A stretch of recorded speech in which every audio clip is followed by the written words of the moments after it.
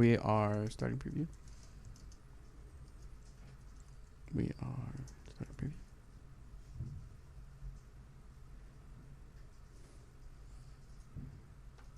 We are live. Hey, everybody out in YouTube land.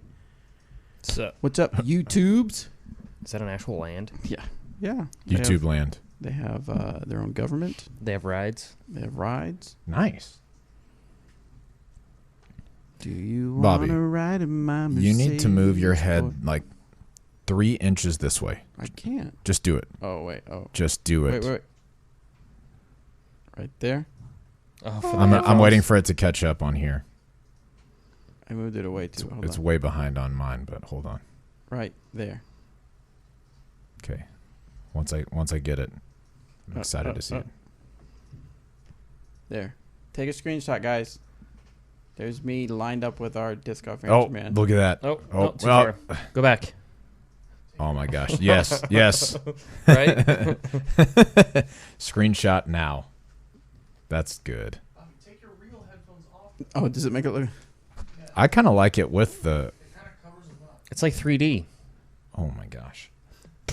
Just saying. It's awesome. How does it look like I'm wearing them?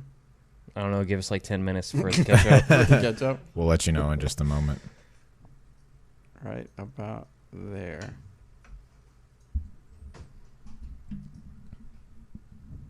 No, yes? I just don't know yet. Give us time. Oh, no, here we go, here we go, here we Taking them go. off. Here we go. Here we go. Oh, really? Oh, yes. Oh. Yes. Yep. That's a win. That's a W. Obviously, we're way behind you, but that's a big time win. As per usual. Yes. What are we getting delivered? We got a delivery truck coming in. On the board, Austin says, so Bobby is the disc golf answer man, No, I'm one of them. but also. I'm one of them.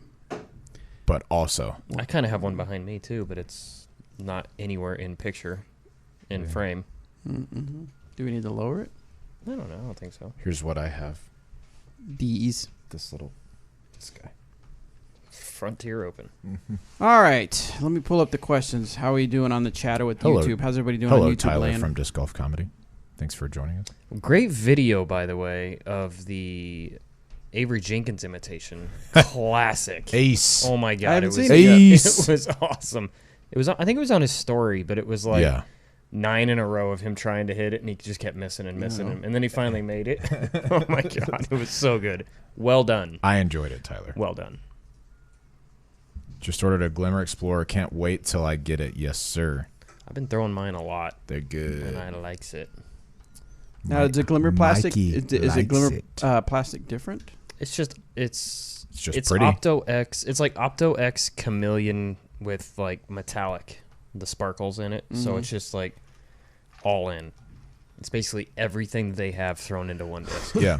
What special stuff Like do we have pixie here? dust. Let's just do We it got all. Prime Moonshine. That's in here. We'll do it all. Might We as well. got some I wonder what would happen if they did that. I don't know. Bad. Somstrong. Oh, surstreaming. Sostroming. Schusterman. Just throw that in there. Maybe for the scent. Oh, gross. Definitely don't want that scent. For show. For show. What would you recommend if you throw a dagger but need more distance? Throw a dagger further. I mean, I'm not going to argue with the man here, Antonio. It's the correct answer. But if you're looking for a putter that flies a little bit farther, I would say Warden. Yep. Because it kind of has a similar feel. Mhm. Not quite as deep, so you can get a better grip on it. a little bit of glide, a little bit extra. A lot. Although of glide, let's be honest. dagger does have a lot of glide as well. It does. Wow, I can create previews. I just can't throw it. It's like throwing a lid. Yeah, Ouch. How do I create previews? Are you asking us? dude. Diggin' DG says got a new 10-year pure. First 2 rounds with it, I hit an ace each round. Say what? That's sick, man. You better buy like 10 more. That's what I'd be doing. I've only hit 1 ace since we've lived in Emporia. And it was hole 2. Yes. Really? Are you serious? That's all I've hit. Man, you suck. Well, yeah, I'm aware. That's surprising, honestly. Nobody here. I don't ace very much to be 100% real. That's shocking to me. Yeah, not many aces. I guess man. you don't play a lot of golf though. Like, I mean, even when I was playing a lot, Yeah. like still, Johnny V ate 2 peanut butter and jelly sandwiches. Interesting. I haven't had a peanut butter and jelly sandwich in a while. I've got a YouTube. Oh, never mind. We're back. We back. it was a weird YouTube logo too. It was blue, not red. Yeah. What was it saying? It said YouTube. It said something. Welcome to dark YouTube or something. I don't know what that means. I hit something that said slate insertion. And that's probably what it did. It the dark YouTube inserted slate. Wow. I had speaking of peanut butter and jelly sandwiches, you know what I've always wanted to try that I know that's peanut butter. Johnny said something about it on the board. Fair enough. I'm like, what? I've always wanted to try those Crustables peanut butter and jelly sandwiches that Crustables? are just they're just circles, and it's just they don't have any crust on them. Oh, but they are you buy them in the freezer section. They're in plastic bags, so they probably are 75% preservatives. Yeah. But I've always wanted to try some. What about Goober? Goober grape, where it's Goober, where it's peanut butter and jelly all in one jar. I'm gonna love that stuff. Yeah, I eat it out of the jar. I used to. I don't anymore. Yeah. I'm gonna give that a firm pass. I don't know. Have you ever had Goober grape? I don't really love jelly. Oh, I know. So do you just eat peanut butter? The idiosyncrasies How do you really continue. live? I used to eat peanut butter and honey sandwiches. Okay, which are fantastic. That is fantastic. But you can also put jelly on that. Well, I mean, you can. I just don't love jelly. That's just all there is to it. It's because of the preservatives. I understand. I was, even as a child, I was very concerned about preservatives. I get it. Hey. Someone asked if this is regularly scheduled. It's normally Tuesdays around 1:30, 2 o'clock. We go live. But what we're doing is we're recording for our audio podcast, which comes out on Wednesday mornings. Now, when we travel or things like that or just other things, I mean, we try to be as regular as possible. Yeah. Fiber. I was going to say Metamucil. Plenty of peanut butter and jelly. That's our new sponsor of Goober Grape. Quick shout out to Metamucil for keeping us regular.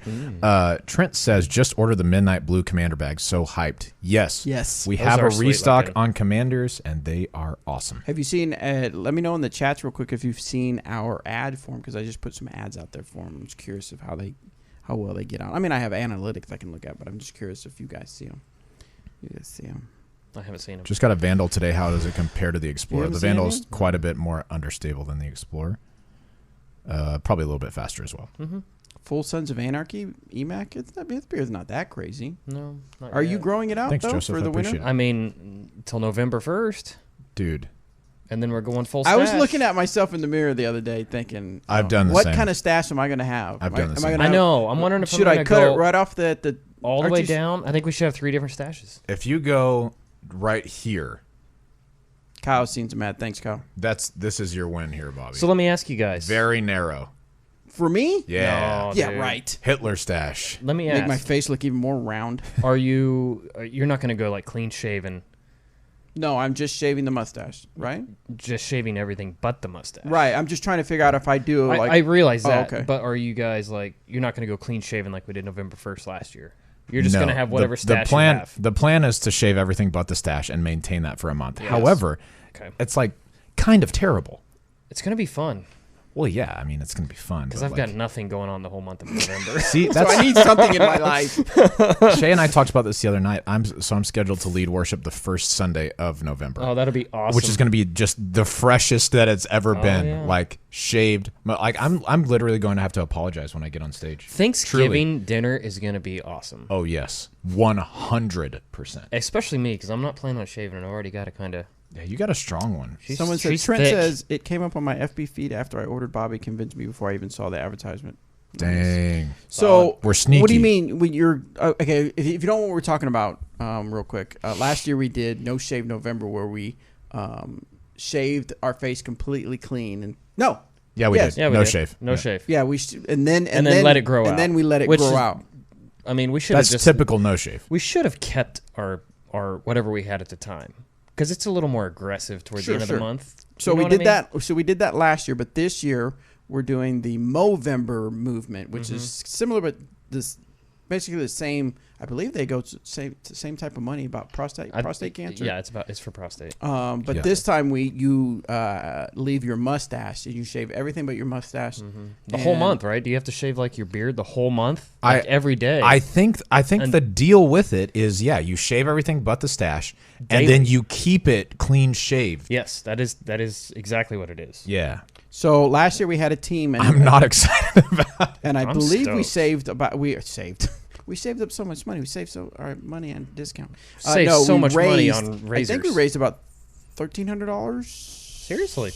No shave. So just as a side note, I don't spend any money on razors throughout the year. Yeah, me neither. So it's gonna be awesome. Had to find a different way to do it. It's going to be cool. Let me see. Log in. I can look real quick. It saved my login information.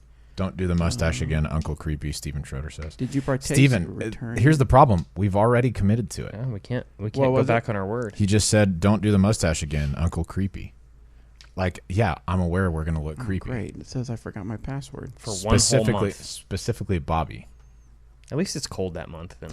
Oh, I had forgotten about this till we started talking about it again. The first time that I went outside to show Bobby that I had shaved, right next door, it was October 31st. Mm-hmm. My face has never been colder. Also, in my whole life, and it wasn't even that cold. Yeah, it was so terrible. It's going to be cold. Yeah, it's not going to be fun. All right, let's get to the podcast, and I'll look this up. We'll talk about it a little bit on the podcast as well. Maddie P, you're mainly throwing the warden. You're going to want to stick with that. It's just throw that only. But also, if you're looking for something more understable, the deputy. We raised quite a bit of money, a little over $1,000. Nice daily disc golfer. That's cool. So Movember is Movember's a little bit different than No Shave November. Movember is you have the mustache. There is more shaving. Right. There is shaving. Yes. Like no shave November is no shaving. Yes. This is shaving November. It doesn't have the same ring though, so they went with Movember. Mm-hmm. Which makes sense. The marketing team did for no shave November. They are getting paid the big bucks. Clever. All right, here we go. We're gonna start recording. Oh dang! Bobby with no beard is like EMAC with no truth. Oh my gosh! Ooh. I don't believe that. Dropping the big facts in here, Moses. I wouldn't say that because Bobby's been only had shaved. a beard for like a couple years now, right? But it's grown on me. Yeah. But still, you truly hate to see it. You know what I mean. Hey everybody, welcome to this episode of the Disc Golf. Nice run it back. It's because you're too busy thinking about how terrible that joke was just now. Right, yeah. Hey everybody, welcome to this episode of the Disc Golf Answer Man. I am Bobby CoolDaddySlickBreeze. And I have with me Robert, No Shave, Yeah. McCall, coming up. Winter is coming. Eric, Sons of Anarchy. What? McCabe. Somebody was saying on YouTube that Eric we got McCabe looked Opie like over Son here. of Anarchy with his beard growing out, and we started a discussion of what's coming up in November. We're just about ended with September, and fall is here. So we have October, and then November we have. Last year we did No Shave November, where we raised a little over $1,000 for the organization, and we did it where we went clean shaven, and then we did not shave for the entire month of November, and all three of us just kind of kept what grew. Yeah, I mean, it wasn't like anything special. So this is going to be special. So this year we're doing it through the Movember. Special is a really good word for it. Is the Movember, which is where you shave everything but your mustache, and you try to get really flamboyant with your mustache. Yeah. Really, I didn't know that. I don't think I'm going You for didn't know the flamboyant I part. don't think so. I think it's just a mustache. Maybe I just. I think that's just your world. I just think you're doing your best to look like Tom Selleck all month. That's what I want. That's the play. That's my dream. Grow, or grow. Burt Reynolds. I mean, Burt Macklin, FBI. no. Oh no. Okay. Burt Reynolds much better. Oh mustache. yeah. Okay, that's fair. The slogan is "Grow a Mo, Save a Bro." I like it. So that's what we're doing. So we're gonna have fun with it. We're gonna shave. We're gonna start. I'm gonna start a group where you can actually donate to us. I believe it's just if it does the same as No Shave, you can donate to our little cause, and it'll go to them, and it'll be just really fun. Johnny V said he's doing No Shave November 2018 to 2019.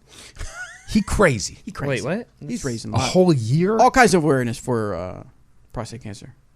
Ooh, this is rough. Movember, December, and January. No thanks. Yeah, let's small I baby like steps. January. I'm okay with that one. All right, so we are here with the Disc Golf Answer Man Show. Guys, we've got plenty of questions, plenty of speak pipe voicemail, so we're going to get to that. But first, we want to give a shout-out to two awesome fans. First, we have Ben, and I forgot the pronunciation of his last name, so I apologize, Forgot Ben. to or how to? I forgot it. It's Smarmison. I bet that's it. Do you guys remember Anthony Thanks, and Danny? Mr. Ben? Farmer. Swimmy, slappy. Swanson? The Ben guy that made Samsonite. I think it's there on he the made the briefcase. 3D stuff. Yeah, I remember him. Do you remember his last name?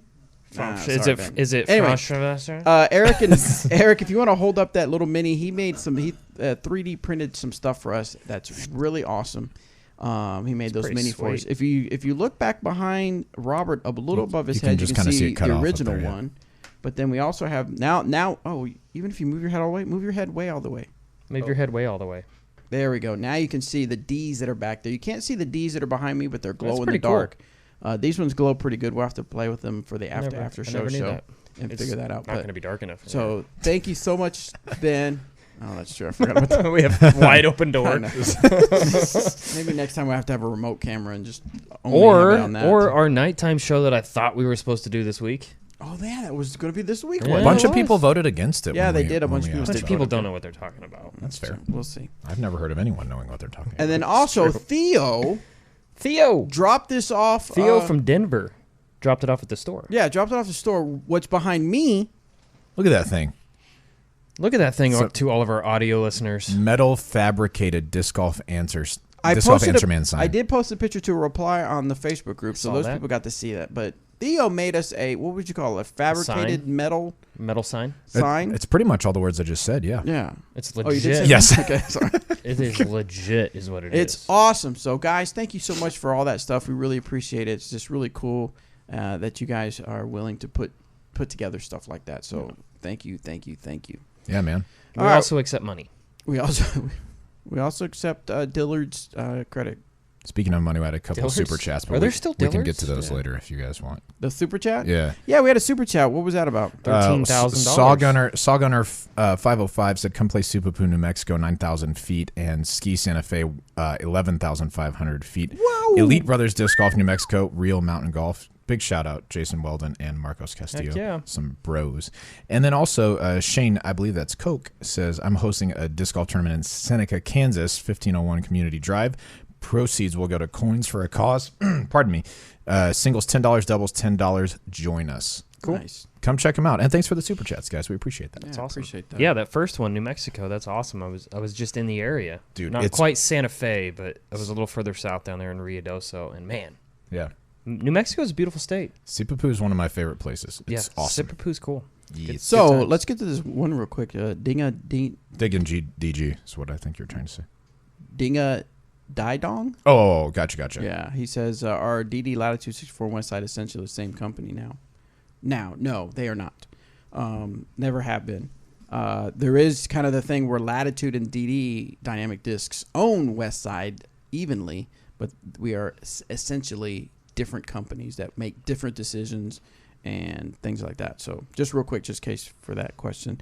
Ace Run Productions with the huge super chat. 20 Thanks for- bomb. Thanks for making Dang, Tuesdays what's awesome. up? Please check out our Fuse review with Johnny McRae. Nice. Dude, I did see that. That they was did an cool. OptoX. Johnny throwing an OptoX, and just a little preview And is Johnny of him threw it like a million feet. laser beam, dude. Yeah. It started on the smallest hyzer and then just went straight and actually landed super flat. It looked like it went a little over 320, 330. And I would say close, even more than that. Maybe so. But we do have some of those still in stock. So if you want to pick up one of those Johnny Fuses, Gotta check those out. Yeah. Sick. So at the Ace Run Productions YouTube channel. yeah, go check it out. Not right now. And wait till the finish of our show, then go watch it. That's right. We have another shout out, but we can save it for the after show when we talk about our weekend. So Piney Woods Open, Bobby and Danny will be going out there. I am Bobby, and Danny's over there on the other side of the camera.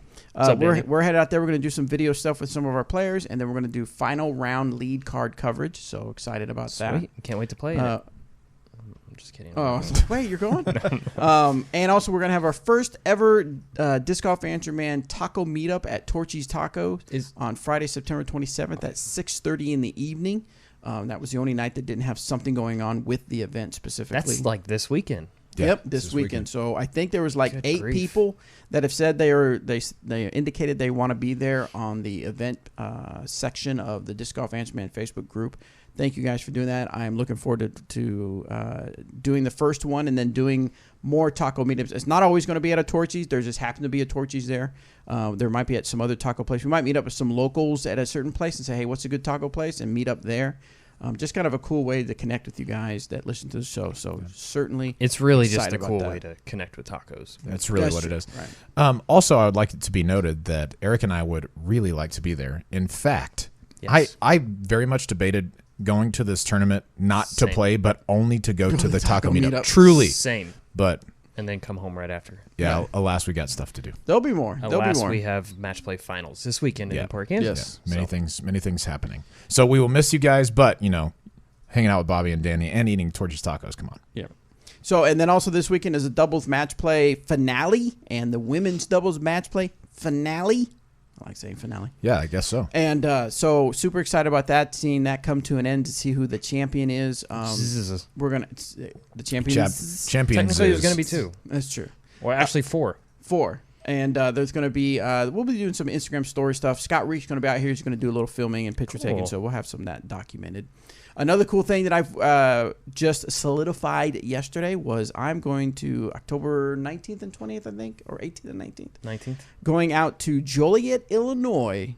Actually, For the prison. You're going to prison. I'm going to prison. I'm going to the Incarcerated Part 2, where they play a disc golf experience in the prison. Your storied past is finally caught up with you. Correct, yes. When you get there, they're going to be like, hey, will you film this? But they're actually going to lock you up. Yeah. Sorry, man. We finally got you. It's an old prison, right? It's not like Yes. inmates Run aren't going down, to be yeah. there and like all that fun stuff, right? Yeah, we're gonna have to They're deal going to be with inmates. spotters. Hey, where'd my disc go? I don't know. Hey, where did John go? I I don't know, bro. I wish I could go. I saw that pop up last year, and that Yes. looked like a really great time. I know they do a putting league somewhere up there too, in a prison, but that's awesome. So Wish I could the go. event is actually, they're doing it to raise funds for a new course they're having put in. So I'm going to go visit the new course, go find out information about that, document it, do my little vlog thing, and document and vlog the actual event, and then talk to some of the people that are out there making things happen in the disc golf community over in that area. So I am super looking forward to that. So it should be a really good time. Sean and Sheila Callahan, who run Delwood Disc Golf very, very near the area, fantastic people. Yeah. You're going to enjoy getting to hang with them. Good time. All right. Anything else we need to mention before we head on to some questions?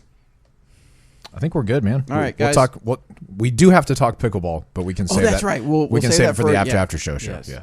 All right. So, yeah, if you're into pickleball, stay tuned to the after show because we had some cool stuff. Or if you're not, stick around anyway because, we'll talk about other things in the meantime. Yes. First question. As always, go to discgolfhandsman.com, submit your disc golf question. Another warning. I know I say this all the time, but I do see people doing it.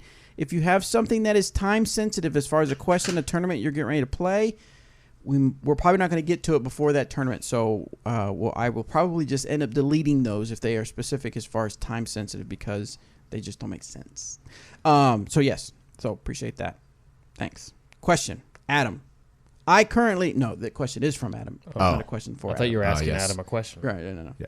I Adam currently bag Lambert. max weight recoils, special edition and opto. I get 410 to 425 on a good pull. Dang. I throw on a flat release and they fly straight as an arrow with a moderate finish. I'm now looking to add some distance. I have tried some other drivers, but nothing is really earth-shattering. So my question is, if you were in this situation, would you look for a lighter weight or beat one into Flippy to try to Hyzer flip? Try a more overstable disc to Anheuser release. It should have been an or in there. Or Should be. would you look for a lighter weight or beat one in to Flippy to try to Hyzer flip or try a more overstable disc to Anheuser release? Sweet. Good question. I would put a Raider in my bag. Honest to goodness, that's a really good answer. Yeah. Honest to goodness? Honest to goodness. Okay, not from goodness. To goodness? No, I said Both. honest to I'm just goodness. teasing. I know what Honest you from said. and to It goodness. just sounds funny. Honest to goodness? I'm throwing this at you in a moment. Okay.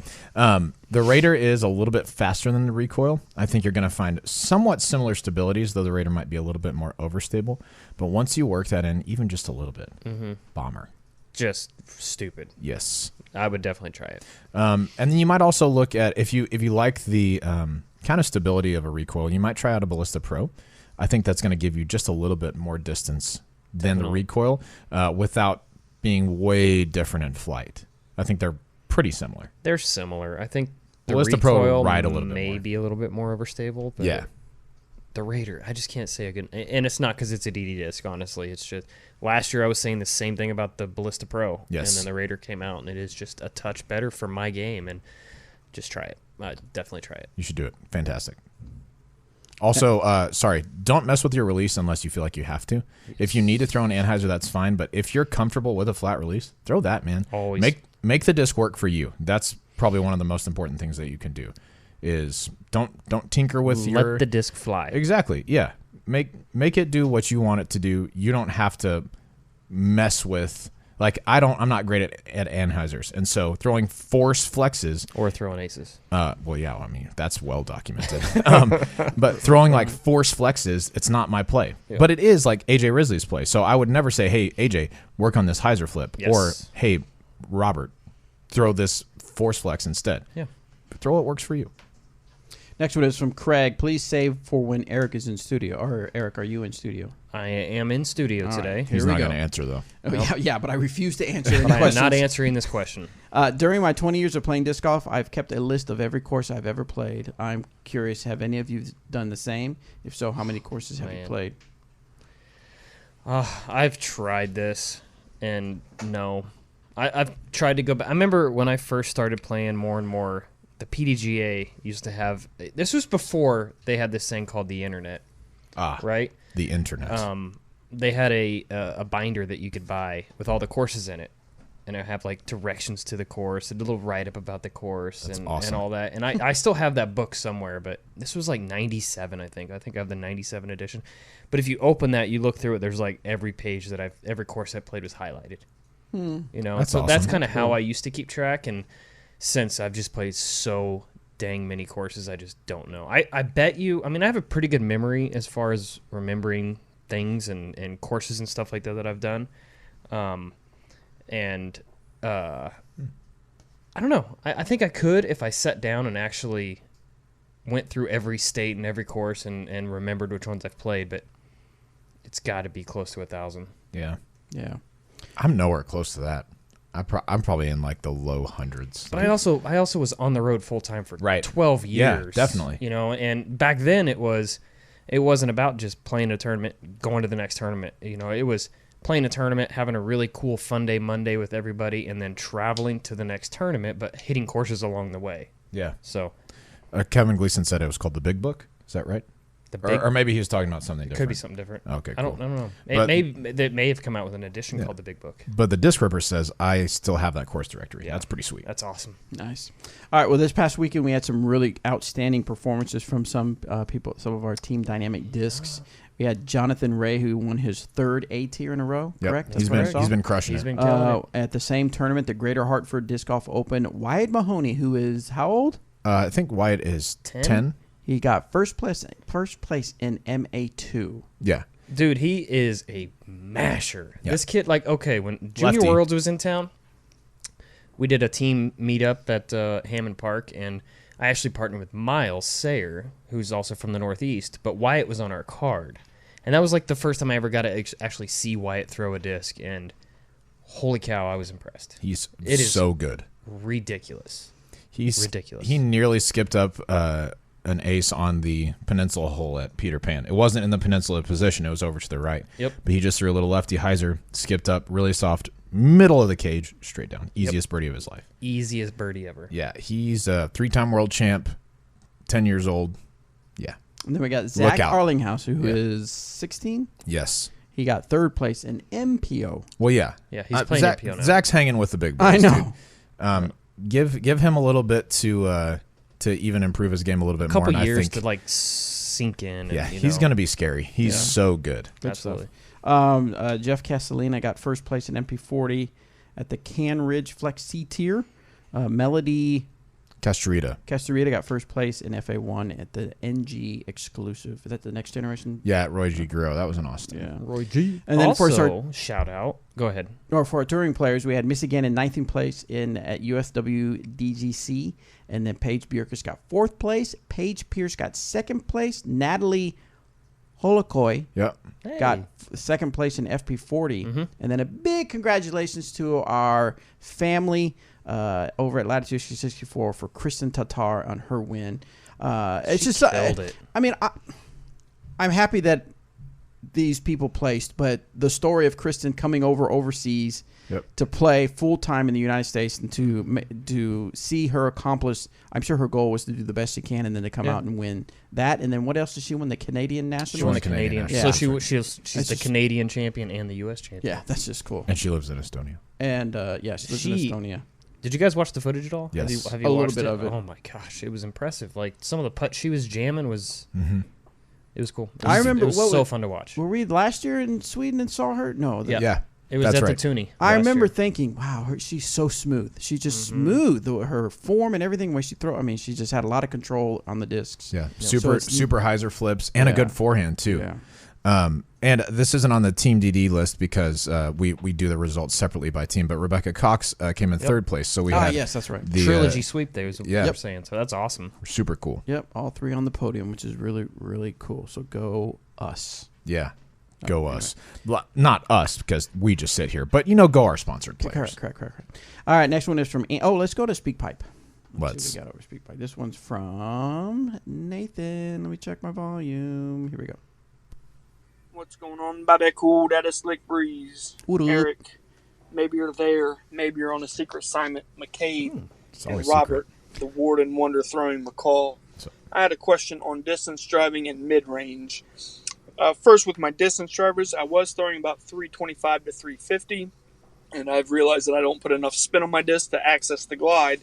So in my reach back, my hand was at about 4 or 5 o'clock, and I've moved that to where it is about 1 or 2 o'clock at my reach back point to try to access more spin and get the glide out of my disc.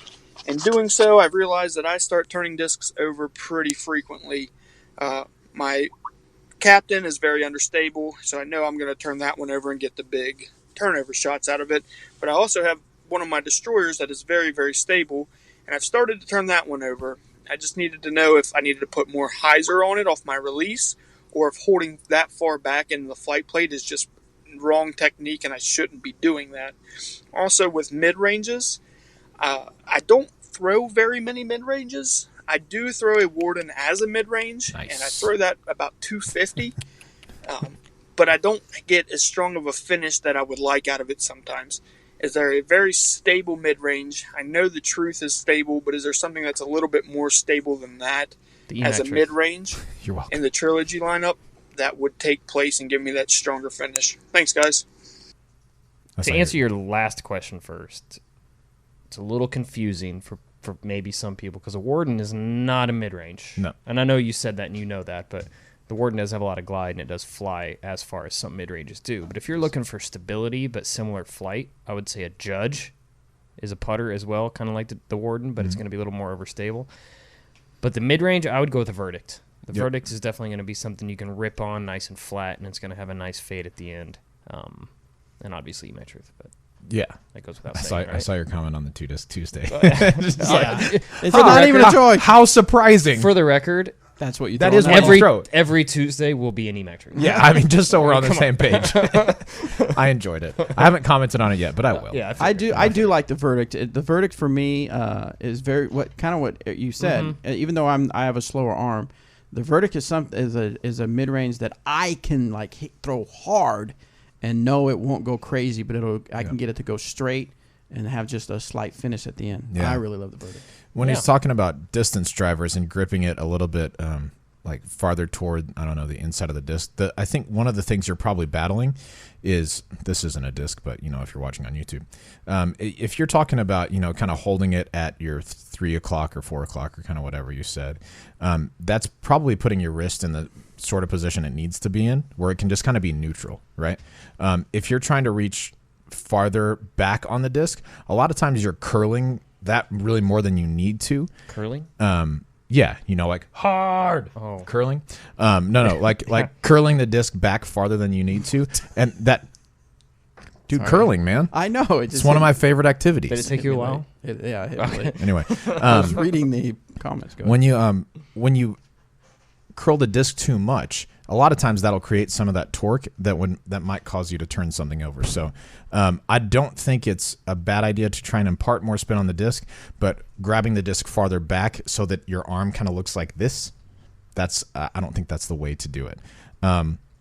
Now, having that said, disc golf form is not one size fits all. So if that's something that works for you, that you're going to just stick with, period, then yeah, you probably want to put more hyzer on the disc to work against that torque. But at the end of the day, if you're throwing that into a headwind, that little bit of wobble that I think you're probably seeing out of the gate, that's going to be way worse in a headwind. it's going to be super difficult to control. So try and find a little bit more neutral wrist position. That should help you be a little bit smoother with it. Got it. Next question comes from Anthony. I'm currently working on moving my bag over to DD or Trilogy. What's up?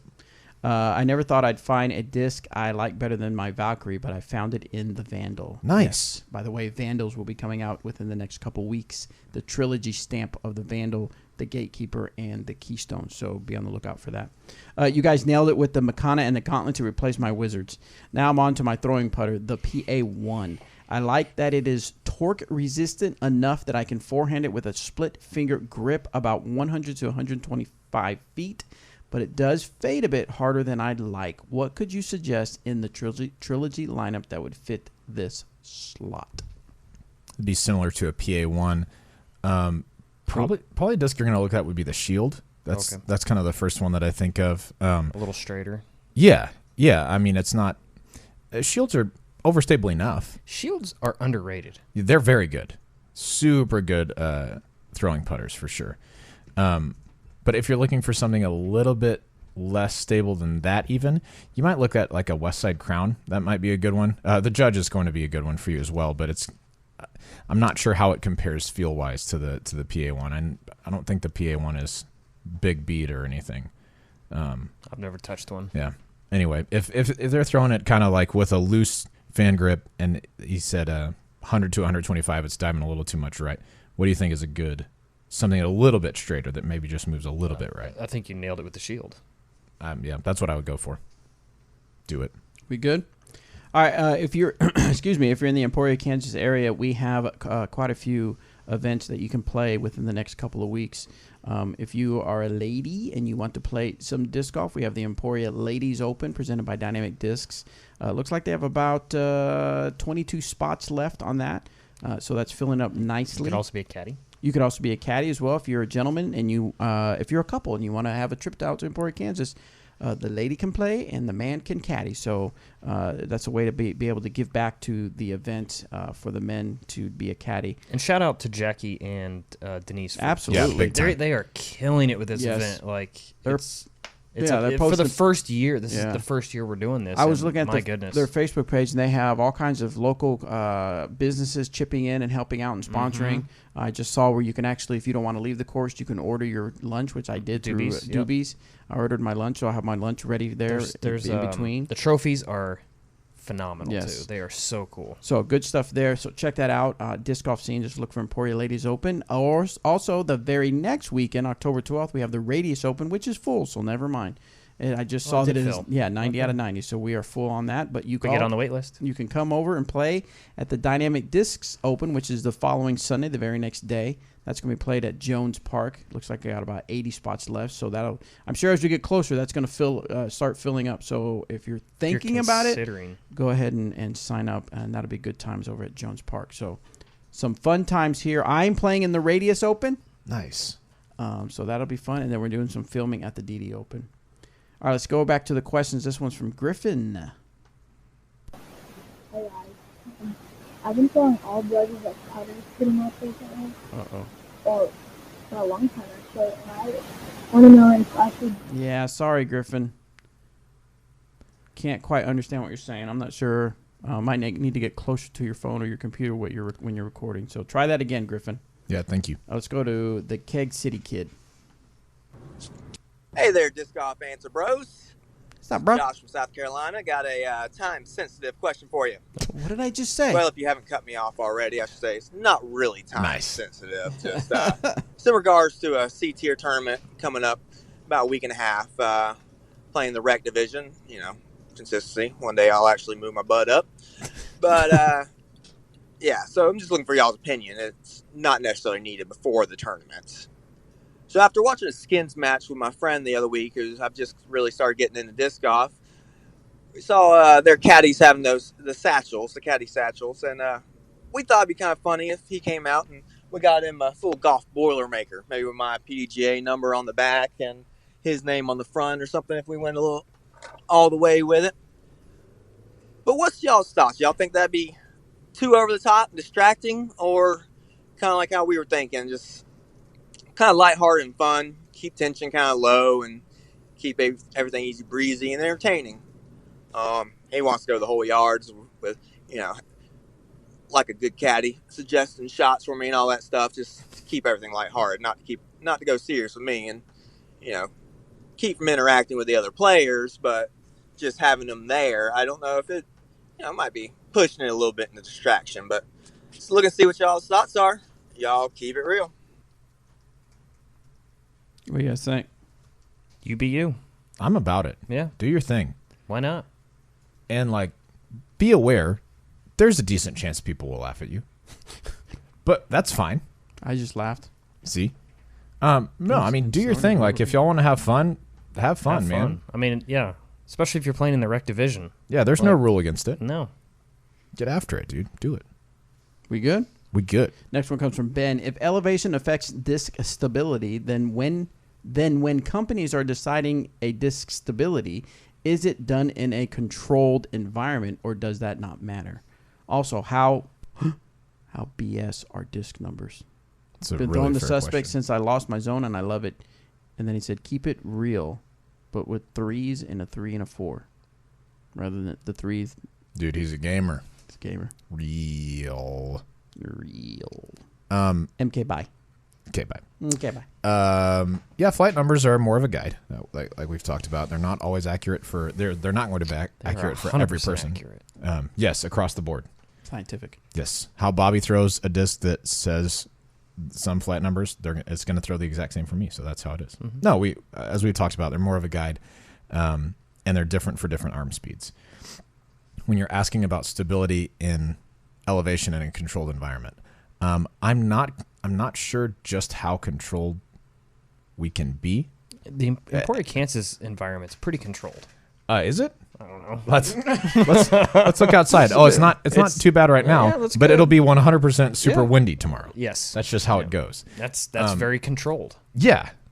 But it's also not, though. No. So I think where people test discs and make discs, it'd be nice if we had, totally controlled environments, but that just isn't the reality for us. So most places that make discs, they're going to judge their stability off of how stable it is in their area. Correct. For the most part.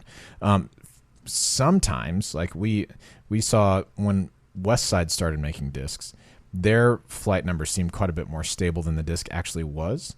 And that's just based on where they tested it, right? That's just how that kind of started. So we've tried to adjust those some in recent years to be a little bit more accurate to match up with our other discs, but it's never going to be a perfect system. Which is true, because if you think about it, if you live in somewhere like Colorado, the flight numbers are going to be completely way off and compare. Like if Dynamic Disc was based out of Colorado and we did all of our testing there and based flight numbers from there, they'd be a lot different. Right. I mean, trespasses in Colorado are very stable. They're like raiders. Yes. And almost enforcers. Yeah, and then if you took that back to sea level, they would just be, regular trespasses like we know now. So we should start a disc golf company and just call it Flight Numbers. I'm interested. Yep. What are we going to make? Flight numbers. We're just going to make numbers. We're just going to make up numbers for people. Here's the idea. Somebody suggested it before, but now it's our idea, so whoever suggested it, that's because we're saying it now. Every company sends us their discs. We test them and have a universal flight number system that's actually perfect because, look, perfect. Check it out. And then profit. And then Yeah. Step 1, form that company. Step 2, question marks. Right. Yes. Step 3, 401k. profit. Yeah. Yep. Thank you. Next one is from Chad. Hey, Eric, Robert, and Bobby. My name is Chad. What's up, Chad? Hello, Chad. From Vancouver. Been playing disc golf for 2 months and am diving pretty hard into it, and was wondering if you guys had any advice on starting to get out into the scene and start playing in tournaments. Do I need to register on the PDGA? You don't have to, but I would recommend it. There is a tournament in my area coming up in the next few months, in the next few weeks, and 2 of the categories are novice and recreational. What would you guys recommend? Thanks. Keep it real. Nice. So, yes, I would suggest registering for the PDGA. You don't have to, but a lot of tournaments, if not all, you have to pay a $10 fee if you're not registered for the PDGA. Some you can't even play. If they're A tier and above, you can't C, play. C and B tiers. Current member. Yep. C and Bs you can play. You just got to pay $10, I think it is. $10. That's correct, yeah. Per tournament. And then should you play in novice or rec? It's your first tournament? Play rec. Yeah. Yeah, it's totally just up know to you. that Test the waters. Just know that sometimes the rec division is going to take things quite as serious as other divisions, Or sometimes they do. or sometimes they take it a little too serious. Yeah.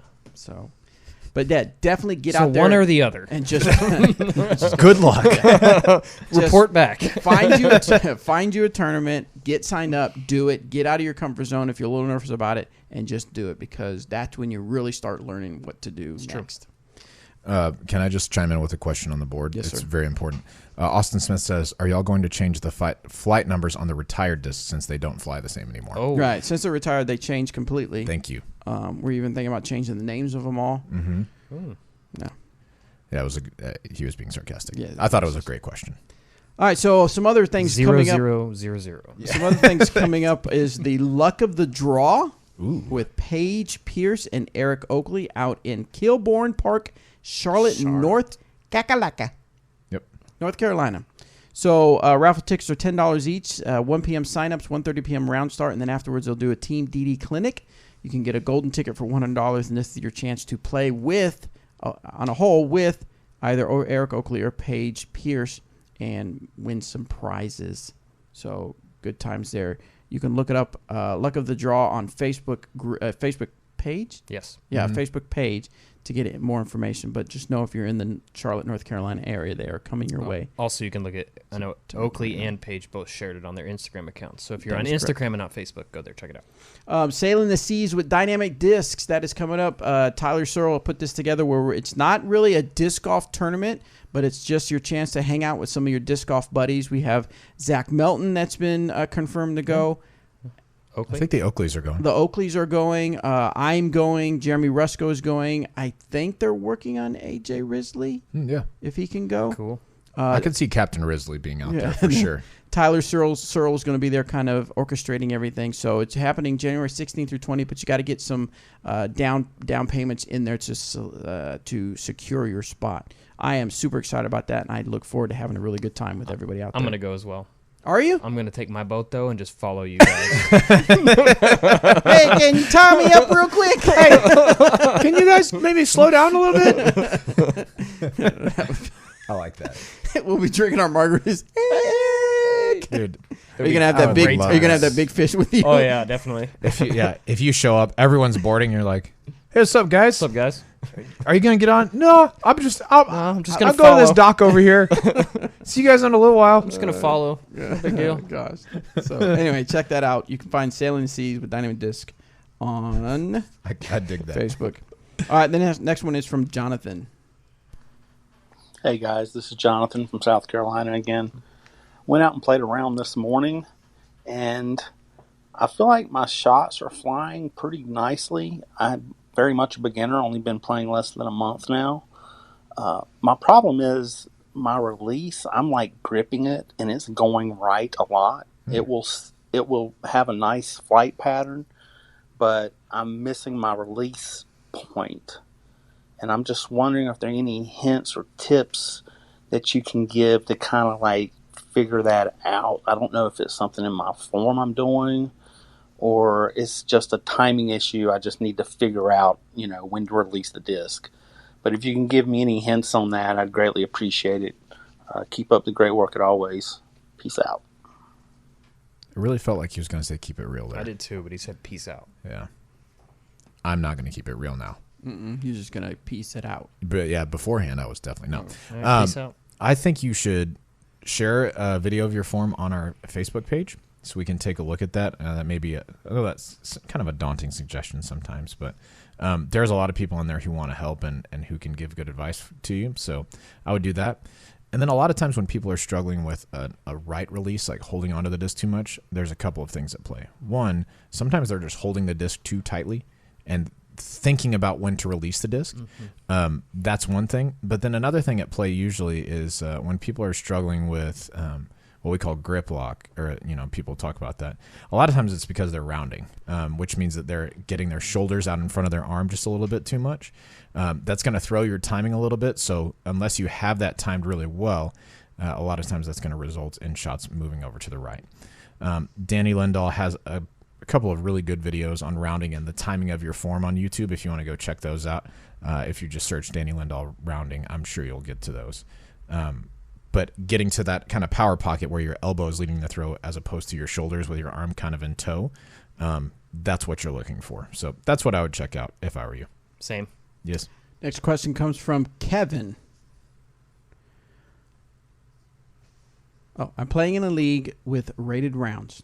We are all supposed to play on Monday, but it's okay to have flex starts. Yes.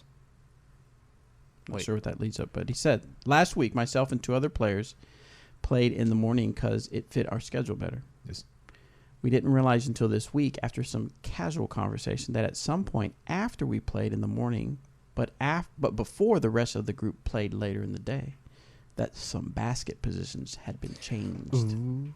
How does this affect rated rounds, and what is the rule for play? It should not have counted. Should not have happened. It's 2 different courses, 2 different layouts. Yep. Mm-hmm. And now you have to quit disc golf. Oh, And sorry, join Kevin. the cavalry. The cavalry? You have to go back in time and join Gotta the get a cavalry. horse. It sucks, man, but Yep. that's just... Start saving up it's for your life. horse. That's the way the cookie crumbles. Yeah. No, Eric's exactly right. It shouldn't have counted. Yeah, it should not count at all. Like I nobody's, like nobody, like it, Well, like I mean, everybody's just If null and void now, if you're or- going to count it, you got to split it up into 2 different tournaments Yeah. at that point, and then But I think you have to have a minimum of 5 propagators or You do. something like that. Uh, You guys yeah. only had 2, it sounded like, or maybe 2 or 3 or whatever. So Yeah. I don't know, I haven't encountered that before. That's really unfortunate. yeah, But that's interesting. I don't know. I would ask the PDGA directly on that one. I'd be really interested in what they would have to Or say. maybe ask the person running the league first, and just to get an idea of why they move the baskets or what their plan of action is from there before you just kind of go to the PDGA. Yeah. Yeah. I can dig that. Yeah. This one's from Tucker U. Hey guys, I'm trying to figure out a good in-between disc to fit in between a Lucid Getaway Okay. and a Lucid Felon. The Ooh. Getaway's dead straight to slightly overstable, and the Felon is overstable. Any suggestions? Explorer. 100% Explorer. That it? That's I throw an Explorer. For me, this is how it is. Because if the Getaway is really straight for you, the Explorer is straighter for me than the Getaway. really not Personally. for me. Really? Yeah. I can throw the Getaway straight and a lot longer than I can the Explorer. Maybe one of you is not paying attention to the flight numbers. Oh, that's what it You need is. to go back and look to make sure. Yeah, you're I throwing- actually forgot to study those right before I went right, live. Right. I would suggest maybe a Fortress. For me, it has a little Fortress bit. could work. Fortress seems to be just almost as stable as most of the run of Felons now. Yeah, that's fair. I don't carry a disc in between those 2 discs. I have Getaway and I have a Felon. I also carry Explorers, but they're straighter for me. So I don't know, man. That's a tough one. Maybe I would say a Biofusion Felon, to be honest. Yeah, would that's a probably good be one. the best way to go because it's going to be a little more understable. Yeah, Got it. Excellent. relatively understable. It's not going to start off Correct. like unstable, but Correct. It'll Well, be a in little comparison. correct. Yes. Yeah, definitely. Yeah. All right, next one comes from Shane. Hold on, Shane. Hold tight. Hold tight. Hold tight. Hold tight. Is he in your computer? Yes. Hey, Bobby, Robert, and Eric. Couple ones for you today. Just caught up on some podcasts, and I know it was a week ago or 2 weeks ago, Bobby said something about maybe having a live show on Wednesday nights instead of Tuesdays during the day. I know he said something about typing in the comments, but I unfortunately only have one Tuesday off every 6 weeks with a rotating work schedule. So just want to pipe up and say I would love for it to be on Wednesdays. Second question was, or second would be more along the lines of a video series. I've watched probably every forehand tutorial video out there. I just still is not clicking for me. I know Danny is really good at breaking down techniques and whatnot. And I can see maybe if somebody like the similar skill level as me, like Bobby, if you guys have ever thought about going out and just having a video where Danny could teach somebody how to throw a forehand and address the common mistakes that people make. Right now, my only forehand is a reliable 150-foot Hyzer spike, but I can't get anything to ride straight and finish right for distance. And third, short of... Shane, you're just really cashing in real quick. You got a minute 30. He's going to take all of it. 30 seconds each. Boom, go. So to address we've actually, I think Danny and I have talked about it before, doing something where he actually teaches people. Teach somebody. Yeah, he'll teach somebody. Obviously, Shane hasn't seen my videos on how to forehands. Yeah, that's right. Don't you have a complete and a complete 10-part breakdown series? on how to do Yeah. it? And it's Yeah. basically me coming out saying, why throw a forehand? Right. Throw a Yeah, turnover shot. it's the definitive encyclopedia of Yes. forehands. Yes. Correct. Surprised you haven't seen it. We have door-to-door salesmen. That's right. Anyway, so me and Danny have talked about that. So maybe we'll look into that a little bit more, where he looks at how I throw or other people throw and kind of helps correct them. So thanks for that idea. Let's see the last part of his question. Getting hit in the head with a baseball bat. What do you guys do to have a short memory? I played for distance. And third, here we go. Short of getting hit in the head with a baseball bat, what do you guys do to have a short memory? I play leagues on Tuesday, and whenever I have a bad shot, that's all I can focus on, even though I try to clear my mind. So let's see what tips you guys would have, what techniques you guys imply. Okay, love you. Bye. Bye. How do you get past the bat around? Baseball bat to the head. I mean, I use a you said 9-iron. short of that, but that's really nice. 9-iron. It works pretty Nice. well, too. Yeah, you can control your distance a pitch. little bit better there. I don't know, man. I mean, the thing is, honestly, it's gonna really be different for every never person. ever going to go out of your head. No. It is going to be something, but I think as the more you do it, the more experienced you become, the more better you become at not allowing it to affect the future, the next thing that's happening. Right. It's not ever going to go away. It's going to haunt you, or it's going to sting a little, and it's going to be on your mind, and it's going to make you mad. You're going to kick the ground or whatever. It may mess up the next shot, What but did the ground ever do to you? have you seen the ground? That's fair. Are you laying on your stomach when you kick the ground? Super sassy. So, but the point is that Full tantrum. it's never going to just completely go away from your mind. You just have to learn to deal with it. And as you play more, and as more bad things happen to you, you'll learn how to get over it and to work with it. Insightful. Trust me, I know. Very insightful. Yes. But you're absolutely right. It's just a matter of playing more and more and more and getting more experience and knowing that how to get over it. Right. I mean, it's really all. There's not one thing you can do to make yourself get over it. Yep. I mean, I listen to podcasts all the time, but there was one specific where they've been talking about, and every leadership podcast or thing talks about how if you look at most successful people, if not all, and you looked at their track record, they have many more failures than people that have never succeeded. Right. Absolutely. If you look at somebody that hasn't succeeded and someone that has succeeded, like an Elon Musk,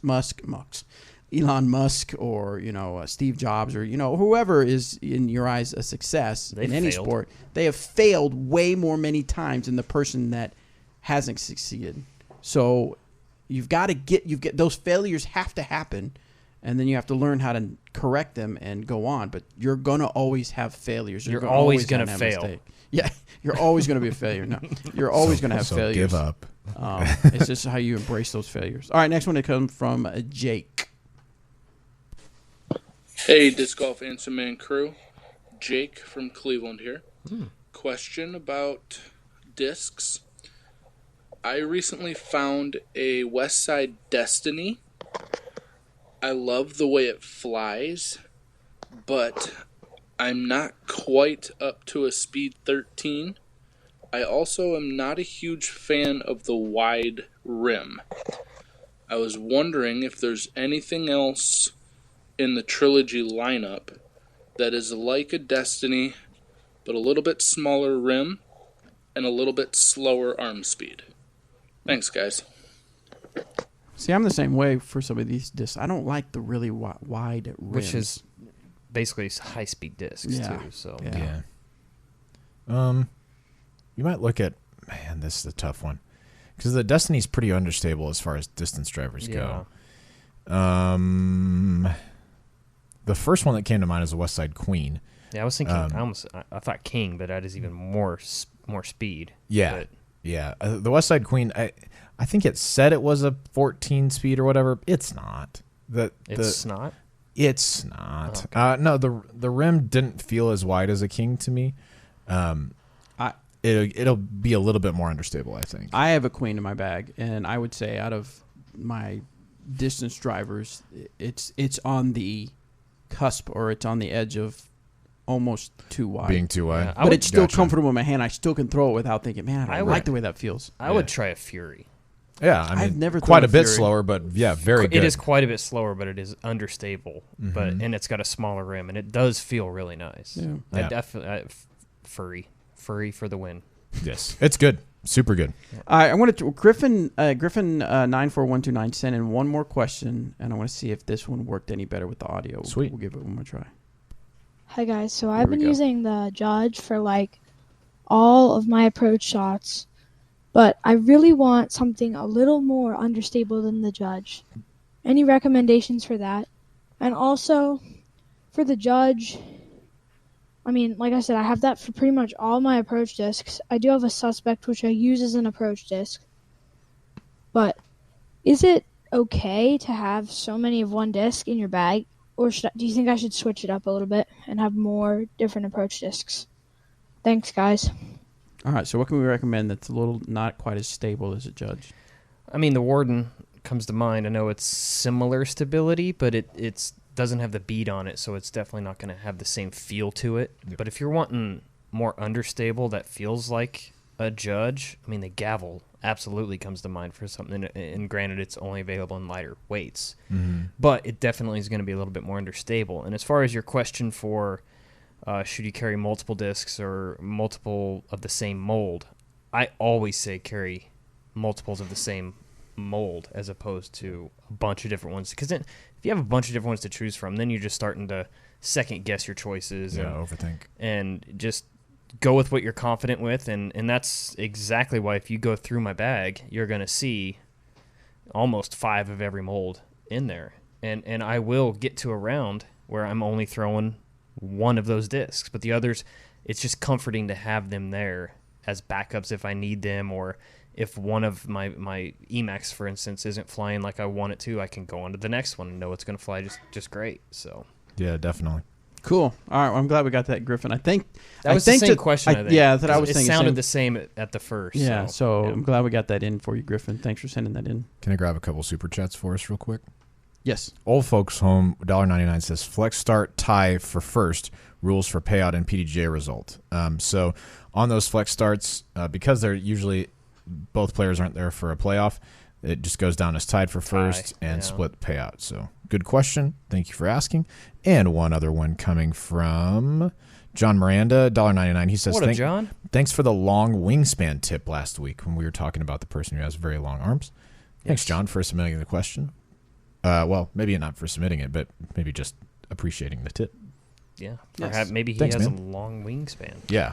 I All do right. too. None of us do. I do. Oh, Mine's yeah, like that's right. 8 feet or something like that. At least. It's crazy. So the last question we have is we'll see what information we are allowed to give out, which the information now has already been put out there, so I guess we can talk about it. But Jeff asks, Paige Pierce mentioned just receiving her new Lucid X Suspect at the United States Women Disc Golf Championships. Will the Lucid X Suspect be available to the public? And if so, will it be released this year or next? So what information can we put out there, Eric McCabe? Only Paige has those. I'm just kidding. Right now. Yes, they will be available to you at some point. When? That's still up in the air. We do not quite know. I can tell you it won't be within the next 2 weeks. There you go. There you go. So definitely something to look forward to. Just don't have an exact timeline. And I will say I did talk to Paige a little bit about it, about the disc, how it flies, and she says it flies exactly like she wanted it to. And that means that the process will go much faster. Yes. So it's exciting. Because a lot of times what they'll do is they'll send the signature discs to the person that the signature will be of. Especially if they're a diva, like the Truth. Right. Yeah. What the heck? Then that player kind of gives feedback. So to hear the positive feedback is that if she's happy with how it turned out, that just obviously makes the process go faster. It sure does. Pretty soon you'll start seeing some information about that Lucid X Suspect. I am super excited about it as well. And then we'll put it out there and you'll be able to enjoy it. Yeah. It'll be awesome. Awesome. It's going to be awesome. All right, guys. Thank you so much for tuning into this episode of Disc Golf Answer. And I just want to say real quick, just between me and you. Oh. Please take your headphones off, Robert and Eric. I really enjoy this show. And I want to thank you guys so much for tuning in. to the show. They can't hear what I'm saying. No, thank you guys so much. All kidding aside, we appreciate everything you guys do for us as far as gifts and things like that. But the biggest thing is listening to the show. When we see you out at tournaments or out and about, people coming up and shaking their hands and saying they listen to the show. I love it, love it, love it. Thank you guys so much. What were you saying just now? What did you say, Bobby? Nothing. It's not important. Okay, thanks. So, real quick. What So do we if got you want to coming send up? gifts, we've got our address. Look, we really do appreciate the show, but we also appreciate the things. gifts. Yeah. Hey, there have been some really cool things. No, there have. It's really cool. Piney Woods Open, Disc Golf Amsterdam Taco Meetup. We're going to be out there September 27th at 6:30. Meet us out there. Joliet Prison. Sign up. Do some crime. Get into the Joliet Prison. Whoa. I'm teasing. I am not condoning time. That's not how that works. Bad stuff. Anyway, I'm going to be out at the Incarcerated event, but that's going to be a month away, so we'll be talking about that a little bit later. The ELO, Emporia Ladies Open, still got spots open. Dynamic Discs Open have spots open. Yep. And Sailing the Seas with Dynamic Discs, we still have spots open for that. Or Tracker right behind with EMAC. Yeah. Sign up for that too. Yeah. Luck of the It's draw. way cheaper. Only 2 people though. Luck of the Draw, September 29th in Charlotte, North Space is Carolina. limited. Check that out on Facebook to get more information. Give us your comments, guys. Have you read a comment in a while? Oh, you mean on you mean reviews? I or- mean reviews. yeah, 5 stars. 5 stars. Let's see if we can find a review real quick and we'll read it. As a thank Yes, you. this is specifically on iTunes, but I think you can do it on Spotify as well. I'm not really sure. I'm not sure if you can do it on there or not. I'm gonna be honest, I don't spend a lot of time on Spotify, though I did start listening to Bill Simmons has a new podcast only on Spotify Bill Simmons, called the GOAT. called The Hottest Take. Have you listened to it? I have. Have you listened to it? No, I have not. They take just like super hot takes, even beyond what would be reasonable, and argue for it as if they actually believe it. Yep. So one of them, like Bill Simmons is the GOAT. yeah, like something like that, Yeah. and then they have to argue for that, like why that makes sense. One of them was that volleyball should be our third major sport because it's so awesome and it gets overlooked, right? That was one of them. Or one of them was like Indiana Jones should be canceled because the way that he operates is kind of like creepy as a professor, and he's supposed to be like an archaeologist, but he goes into these countries and then just steals their most valuable stuff like that. It's true. extremely entertaining, so check it out. But And the last one they brought aliens involved, and that's just yes, all around fantastic. All right, so we got some reviews here. Love the show, Levi J. Finn. Thanks for all you do. Fun to listen to and informative as well. Thank you so much. This one's from Phil the Drill. Great dudes, great podcast. The title sums it up. Yeah. Great podcast has helped me learn the sport without being overly technical. Nice. Thank you. Thank you for E. Helios. And last one is from B. Huckett Farmore. I absolutely love this podcast. Combine Bobby CoolDaddySlickBreeze, Eric McCabe, and Robert Dynamic Disc Manager, Team Captain, Mentor, Founder of Team Warden, and of course, the hair, McCall. Don't you forget it. And what do you get? A great podcast. I've learned so much from this podcast, not just about the Dynamic Disc team and product, but also disc golf as a whole. Just listening to this podcast every week, along with watching all of their content on YouTube, has made it my dream to be a sponsored member of the Dynamic Disc team. Nice. Hashtag Be Dynamic. Thanks for the review, man. Yeah, That's awesome. so thank you guys for the review. Go ahead and leave us some more reviews so that we can be relevant in the world of podcasts. Sweet. All right, if you are going to stick around for the YouTube after show, we'll see you there in a few minutes. If not, see you later. see you next week. All right, YouTubers. Robert's going to take a little break, it looks like. Yeah. If you got any questions on the YouTube channel, get them in so we can start answering them on the YouTubes. What else what else can we talk about? We could talk why about. Why am I so dark? I kind of want to wait for Robert to get back for this. Oh, there we but go. Please do. I would like to talk about USDGC media. Yes, that's going to be a good topic. Yes, we want to talk about USDGC media because I want to give my input. Input. Tell us what you think in the comments. What your thoughts are. Yeah, Daniel just said thoughts on pay-per-view, so we're going to talk about that. Show. Pay-per-view. Show. Wow, we only got 104 viewers. Why did it drop so low? I don't know. You tell me. Did we disconnect for a while? How many did we have before? 104,000? Peak concurrent was 204. Yeah, we had 100 million. I don't know why it dropped. Wow. No, we had peaked at 204. Share it. We're at like half. Share this for the after show, y'alls. Yeah, share. We're about to talk about. Maybe I should put another link and tell people we're about to talk We're about. about to talk some dirty. Wait. That sounded bad, didn't it? No, yeah, it sounded really bad. Only 100 people heard it, so we're okay. Yeah, 102 now. All right, so talk to us, Eric. Okay. Talk to us about the fish you caught. I caught a walleye. And? It was delicious. How did you cook it? Baked it. Really? Yeah. Do you put in seasoning or just straight baked it? Or some butter. Do you skin it and then eat the meat, or you? No, I like full on fillet it. Oh, nice. Like cut it in half Yeah. and then chop the meat off and then. Did you already know how to do that, or did It's self-taught. Okay. YouTube. Thank you, YouTube. Yeah. Shout out. Yeah. Did some videos and it seems like every time I catch a walleye, Doug is out of town, and Doug has told me to bring walleye to his house because he's like a master filleter. Because he used to do it as a kid, apparently. Okay. He worked in a fish shop, Mm-hmm. and he would do it. So every time that I've caught a walleye, he's been out of town. So I'm waiting for Doug to be in town so he can go and like get all the meat off of it. But no, it's crazy. You bake it for like 15 minutes. Yeah. At like 500 degrees. Whoa. So it's super hot, but you just put butter on it, and it's just, if you haven't had it, it's crispy deliciousness. Highly recommend it. What do you have with it? It just depends. Asparagus always goes well with fish. Okay. Sweet potatoes Do are you- We do really green good as beans well. with fish quite a bit. Green beans are good too. Do you pair a wine with it at all? Yeah, red wine, I guess, if anything, but I'm not a big wine dude. I thought white wine was supposed to go with fish. I don't know. I also don't know. I drink water with it because fish need water to live. I just assume it would make sense to do it that way, but that's me. That's all. That's you. Isn't that accurate?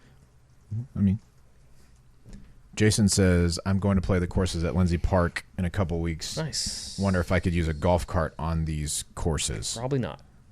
Like a drive around golf cart, probably not. It's a like public. Like a pull cart, yeah, sure.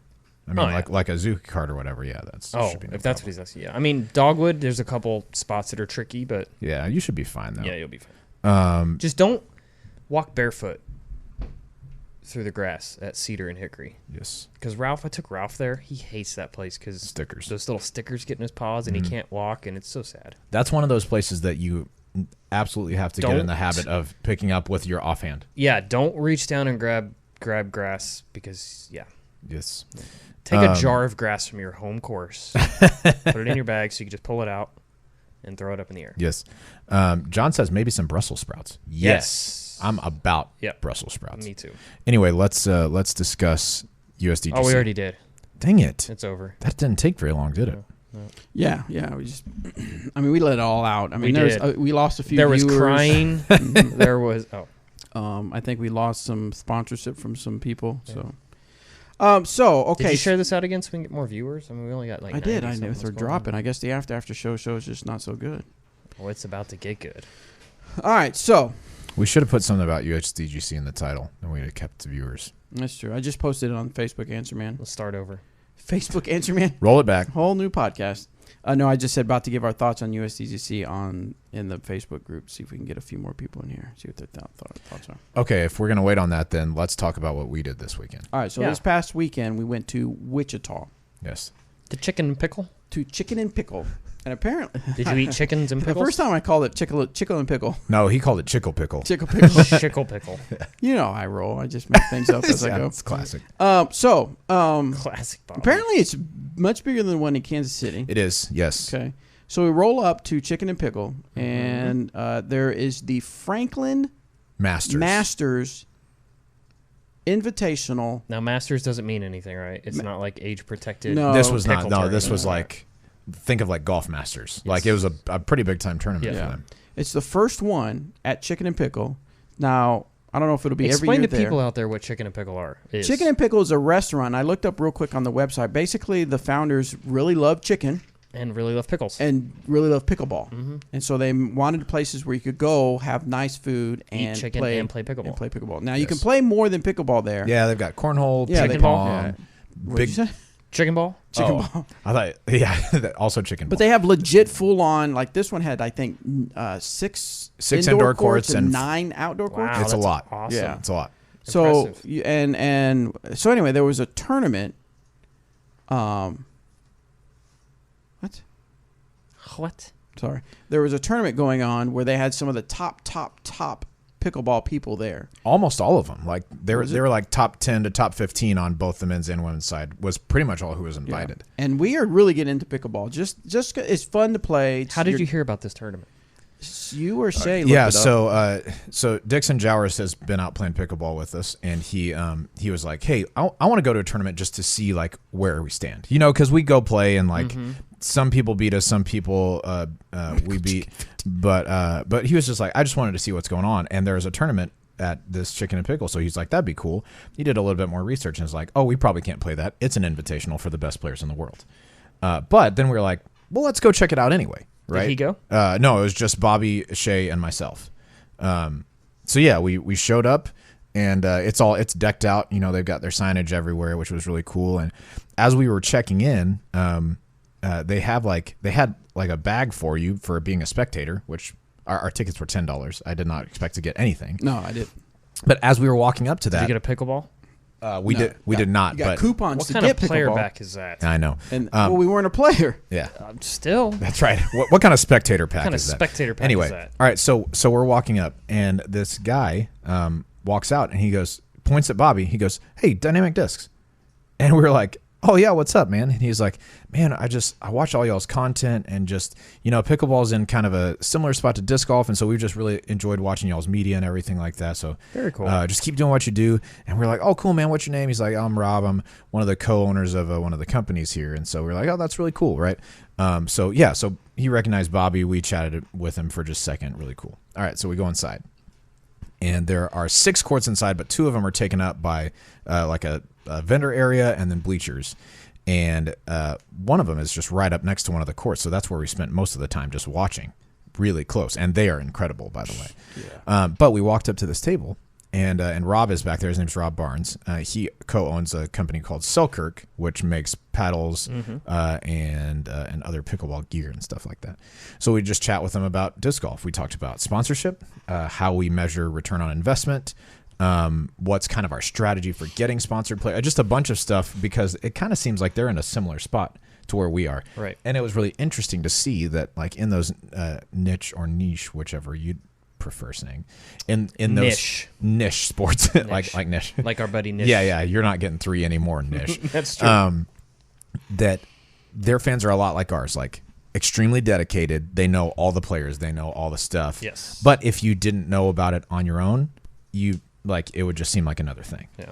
It was really cool. Watching them was awesome. So let me ask. Okay, go ahead. Hold on. So we chat with this guy for a little while, and then Rob's like, "Man, we'd love to, you know, give you guys a hookup on some paddles here." And the paddles, if you buy like a starter set, they're, you know, wooden paddles or whatever. Right. But then they start making them composite. Some of them are graphite. They have different like cores and stuff like that. Right. So sure. So we expected him to say like, you know, $20 or $30 off or whatever.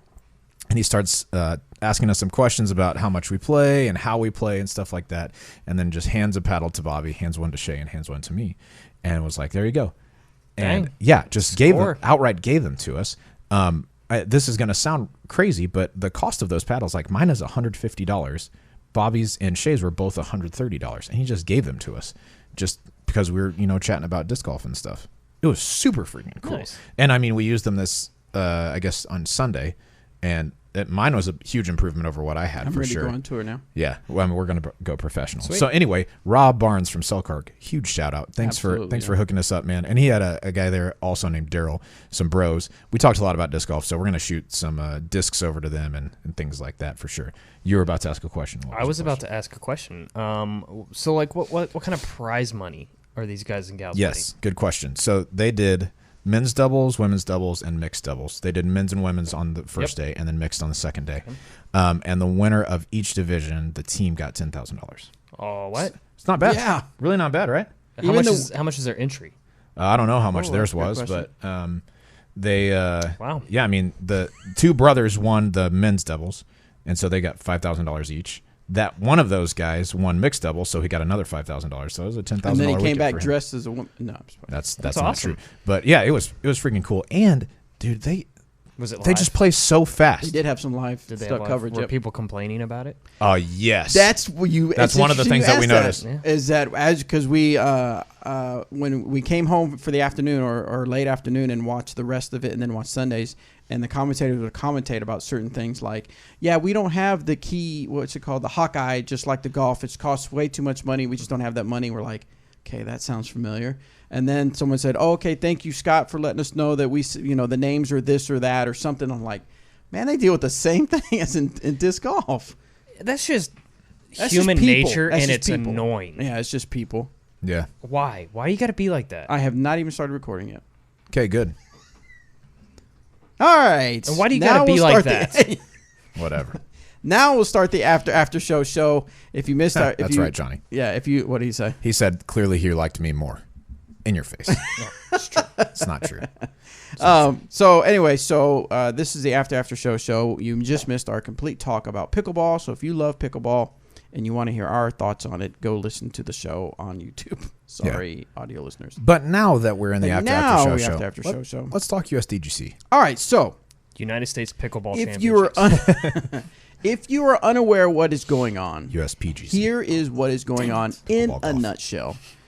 The USDGC first came out and said that, and this is not a criticism of the event. So this is not a criticism. Well, It is a criticism. maybe it has become a criticism. It's our thoughts and opinions.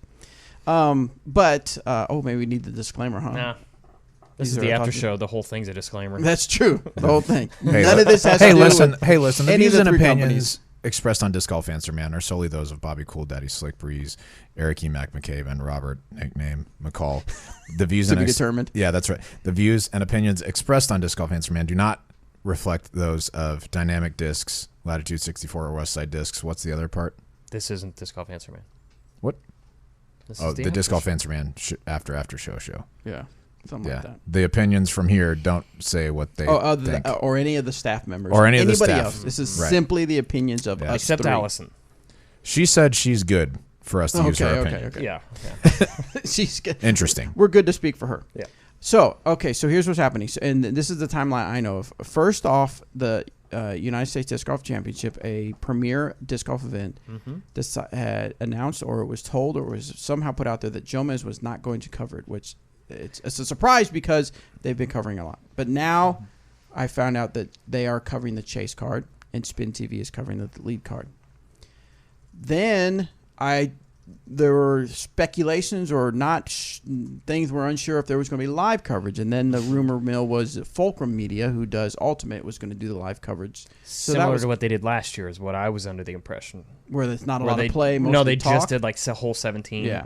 Everybody that played hole 17. So now it's become, they just announced yesterday Yes. that they are now going to be doing pay-per-view where you pay $9.99 for the 3 days. Now, they're only doing 3 days of coverage, 3-day coverage of the event for $10 basically. Mm-hmm. That, of course, has sent the disc golf internet into a whirlwind spin, Frenzy. a frenzy. So, They did say that the proceeds will go to Edge. Got to say that. They said some of the proceeds will go to Edge. Correct. They'll go to cover the cost I'm of sure it. they got to go to cover the cost of the actual Yes. media. That's what, yeah.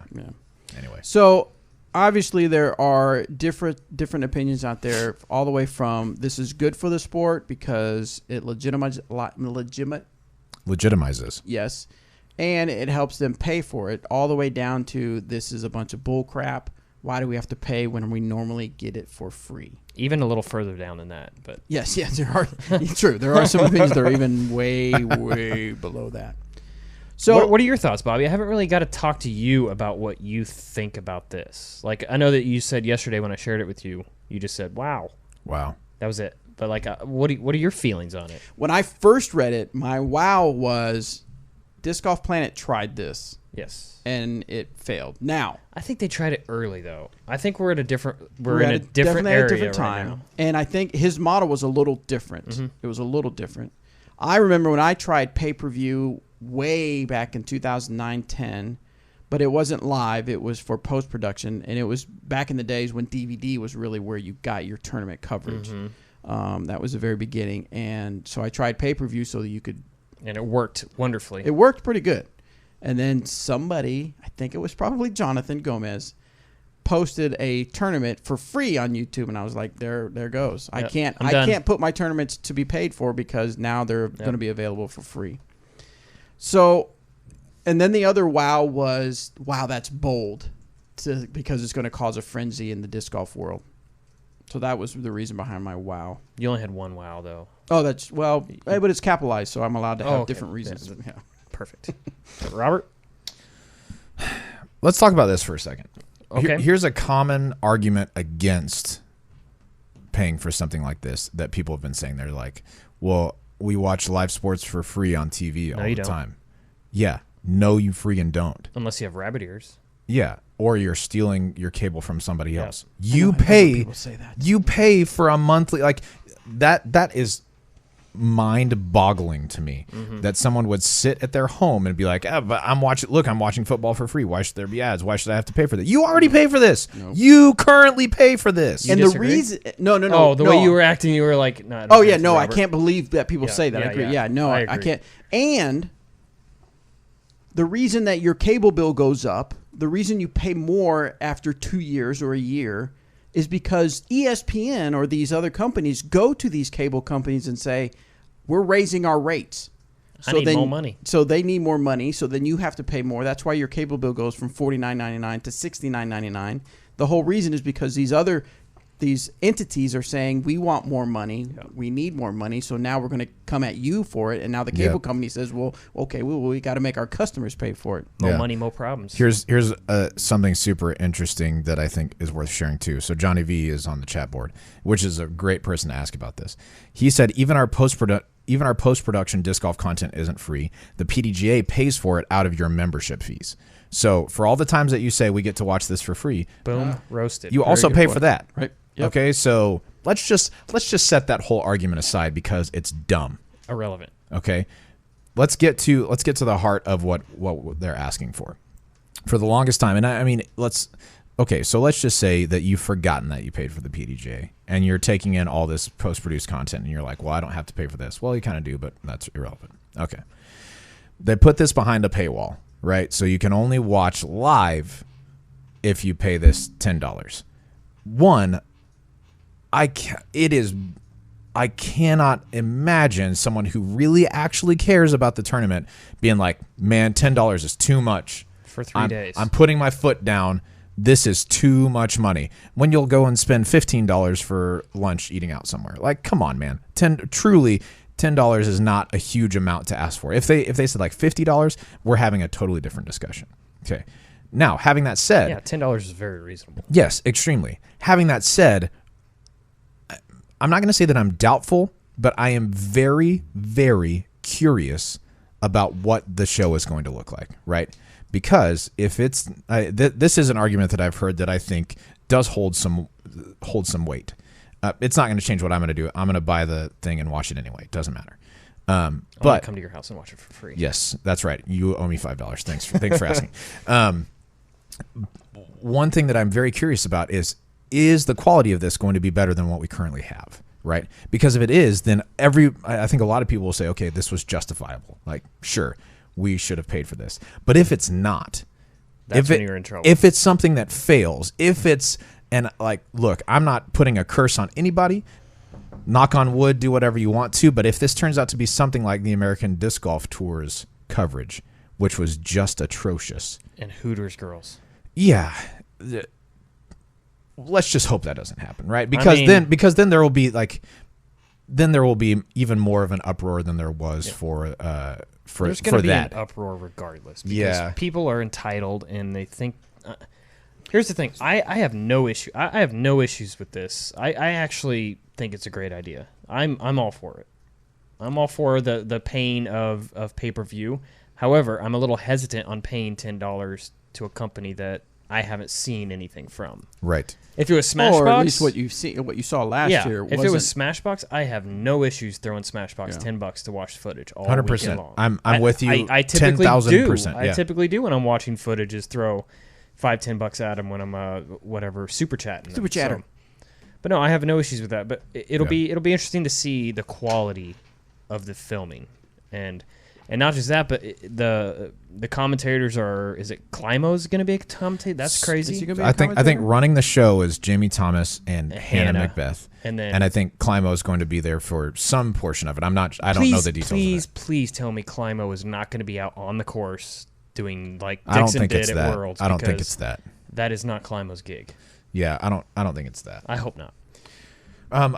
Chaser brings up a good point. He said, I wish they would be up front and say your pay-per-view purchase gets you 3-card live coverage, sideline reporting, etc. And then they said, if this is done poorly, Johnny V says this, if it's done poorly, it could hurt the pay-per-view concept. Oh, absolutely. Because people aren't going to, they'll remember, but say we come to USDGC next year or a new premier event, right? Maybe they put Worlds behind a paywall, but now it's Smashbox doing it or it's some different live company. People are going to point to this if it goes poorly and say, well, look, this didn't work. Even if somebody that isn't associated with it is. Exactly. That's not really how this works, right? I don't know, man. I want it to go well. Like, let me get that out.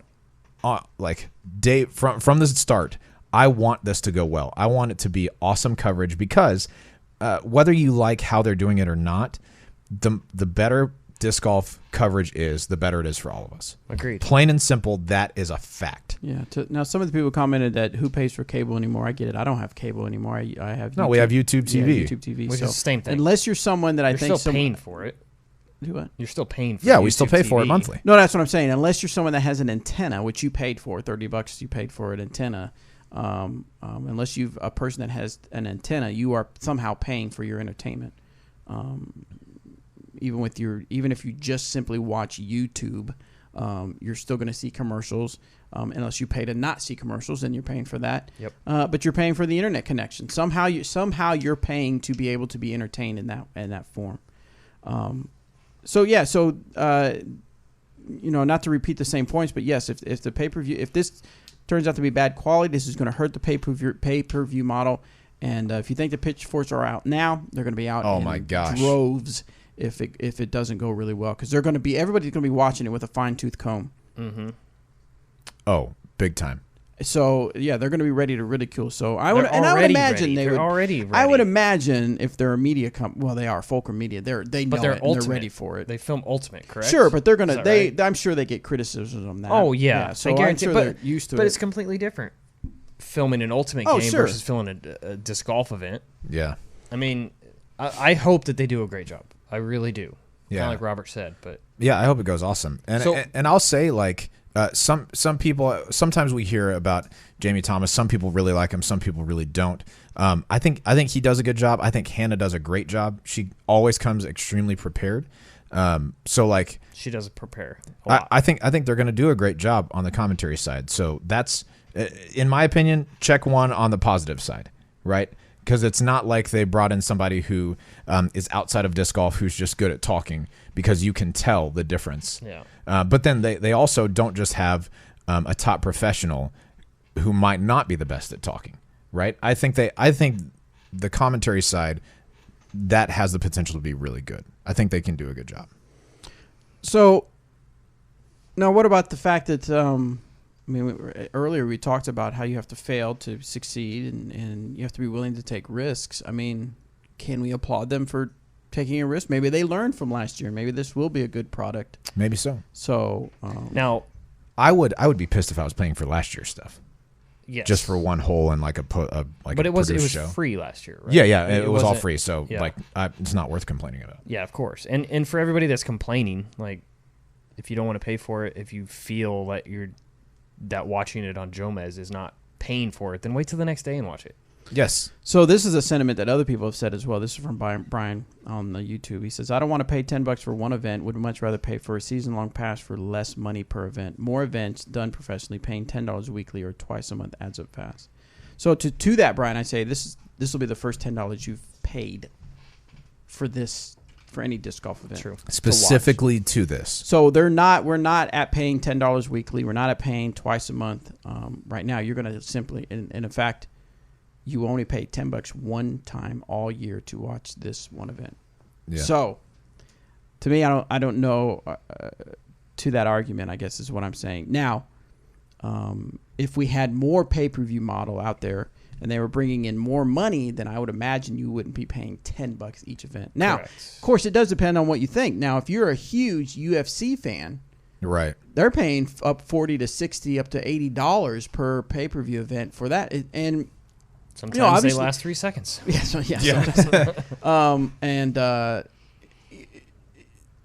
People are willing to pay for that, and they continue to do it because people are willing to pay it. Now I'm sure they get it. 8 people will chip in and pay $60 so that 8 people come over to one guy's house to watch the event, or a bar will do it. No, they have to they have to pay a different fee. I think. I think they do because they can charge a cover charge, something like that. Right.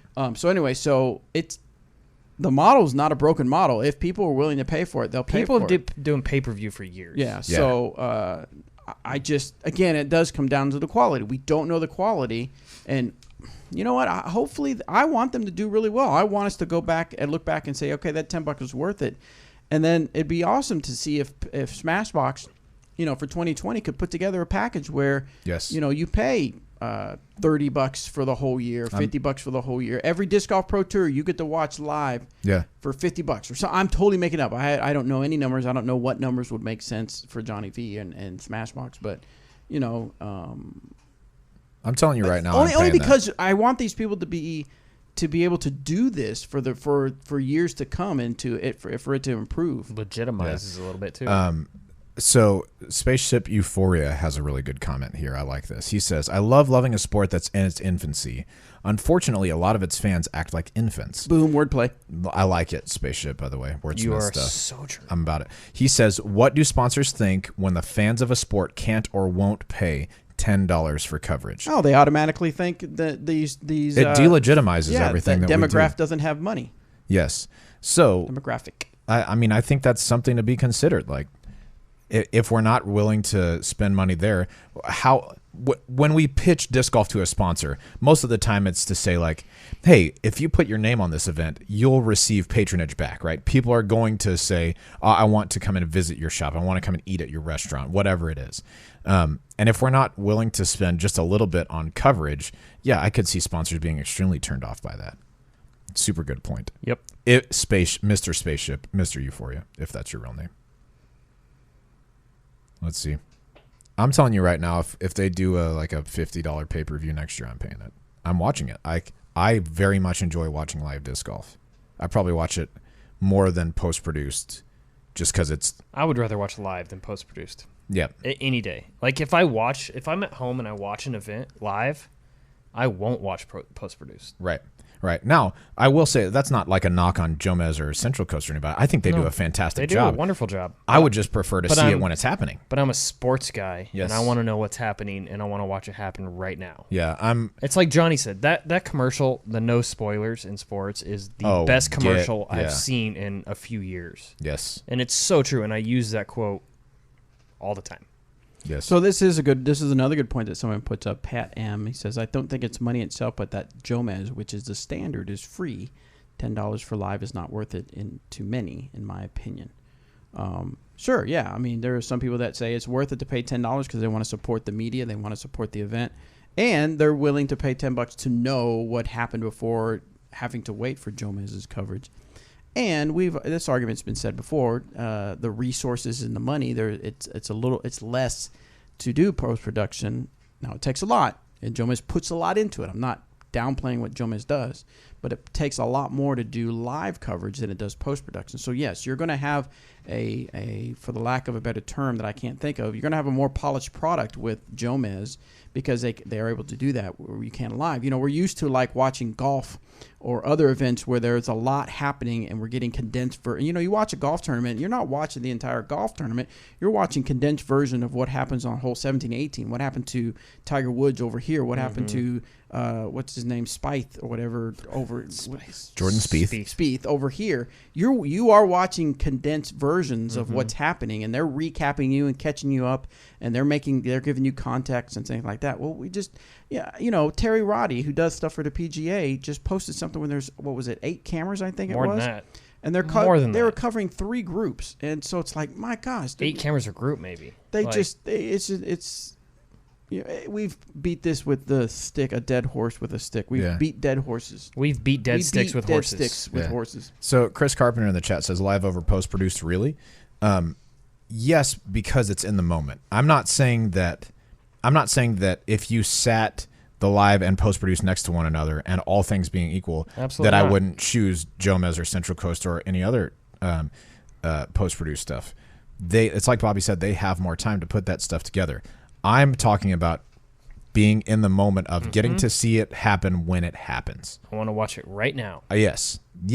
And that's why I love live sports. I am so much more likely to watch a soccer game if it's on TV when it's happening rather than if I record it later. Yep. Even if it's one I really care about a lot, I'm much more likely to watch it live than I am to go back and watch it later on. Absolutely. So that, yes, to answer your question, yes, for me, live over post-produced, not because it's not a great product. Clearly, they're coming out with awesome products, but I want to be in the moment when it happens. I want to see the moment happen. Yes. Live. That's it. All right, that's enough. We're beating dead horses over here. Dead sticks. So that's the big topic that's obviously going on in the disc golf world. Anything else going on? I don't know. Pickleball. No. I mean, that's happening. So, also Eric going behind the cruise ship in my tracker boat. In your tracker boat? My tracker. Hey, you guys. It's a tracker. Bass tracker. You think I can catch up? Man, that took a lot out of me. I don't know what else to talk about on the after show. That's about it. I think that's about it. We talked about most other stuff on the real show. Not that this isn't the real show, guys. It's a fake show. It's fake. It's so fake. Another quick shout out to Ben for making those 3D printed things. Shout out to Minis I kind of have a shout out I'd like to give a shout out to. Yeah. The Council Grove Disc Golf Club. Sweet. Where we're gonna have Cans of View. We're gonna use that course for GBO this year, and this last Friday they put veteran baskets in. Nice. So if you're in the area, go check that course out. It's amazing. Yeah, let's get it, dude. Let's go right now. Right now? Let's go. Okay, I'm interested. Daniel says, how's Breaking 80 going? Daniel, I broke 80 a few weeks ago. I shot a 79. On the front nine. Unfortunately, that's not true. It was on actually all of them. The problem was that my bet with Bobby is to break 78 or to hit 78 or better. Yeah. And I had probably like an 8-footer for that on the last You just hole. need to go play like Osage. I just didn't know. Like I wasn't keeping up with my score. I was just hitting the ball. And I missed it, but I was like, yeah, whatever. You know, I missed 8-foot putts all the time, and I shot a 79. You need to go. You need to go to like Osage or some like pitch and putt course, like super easy, like an executive course, like a par 3 course. Yeah, I would be about that. And then you'd shoot under 80. I mean, I hope. Well, you'd hope. I wouldn't say it's a guarantee. No, it's okay. I'm gonna go try my best. But anyway, Ian, no one is going out to now. Tina, we're talking about the luck of the draw in Charlotte. Tina might be out there doing some media stuff, but we're not. Oh, sound down. What did I do? Nothing. That thing just moved. I hit something. But can everybody hear us? Yeah. I can hear you. There's a cord that's unplugged here. Is that always unplugged? You guys talk, so there's not dead silence for audio. But they can't hear us, so it doesn't really matter what I say. That's your headphones. That's mine. Oh, y'all can still hear? Yeah. Yeah. Oh, I just can't hear anything. Yeah. Quit unplugging my stuff, Bobby. That's why you thought audio was out, because your audio's out. Oh, I just thought it went dead. Oh, hey, what's up, everyone? Hey, what's up? Okay. All right, sorry for that. That was weird. Okay, so welcome back. We will not be out there doing our tournament style coverage for the luck of the draw in Charlotte, North Carolina. Happy Antonio Brown is gone. Chaser said he heard Antonio Brown signing with Team DD. Oh. No. That was my first role as team manager. Yes, that's right. Sign Antonio Brown. Sign Antonio Brown. All right, man. I think we did it. Yeah. Any ratings update for Bobby? No, I have not played. After Radius Open. After Radius Open, I will have a rating. And then, so we should be good. And Anthony will have a Radius Open. He'll have an update on his rating because he gets to play as well. So. Yo. What's up? You want me to come caddy for you and tag me in a couple holes? Yeah. We look the same. So it works. It works. Can I just can I bring in a sub for myself here? Yeah. Bring in the reliever. it's a new rule. Bring in the righty. I like it. All right, cool. Thank you guys so much for tuning into the After Show. We're going to get going here. We got to get some pictures taken so Eric and Robert do not leave. And then Eric, you and I have to do the phone audio message. Yeah. So audio. all right. So I'm going to record. If you ever want to call in, and maybe the store might not like this, but if you want to hear some stuff from Eric McCabe here in the next few days, call into the Dynamic Disc store on the weekend. Call on the weekend, and when you get put on hold, or in the evening, I guess. After hours. Whenever you get, well, does it do it after hours? Or just do the phone tree? I don't know. I think it's when you get put on hold. When you get put on hold. So when you call, tell Noemi, Scarlett, or Jackie, say, hey, they're gonna hate us for this. I by know. The way. Put me on hold. Horrible idea. Put me on hold, and you'll hear a little message. Right now, you'll hear a message from Paige Pierce. Pierce. Here in a few days, you'll hear a message from Eric McCabe. We're gonna record that. So no, we're not gonna move to Wednesdays. Too keen disc golf. We decided that was not the majority vote was no. That's not a good idea. We're gonna actually start doing pay-per-view live for our shows. Nice. So you guys know. Yeah, be prepared. We'll maintain viewership for sure. All right, guys. This is for real. We're out of here for reals. Okay, bye. Okay, bye. Sickles.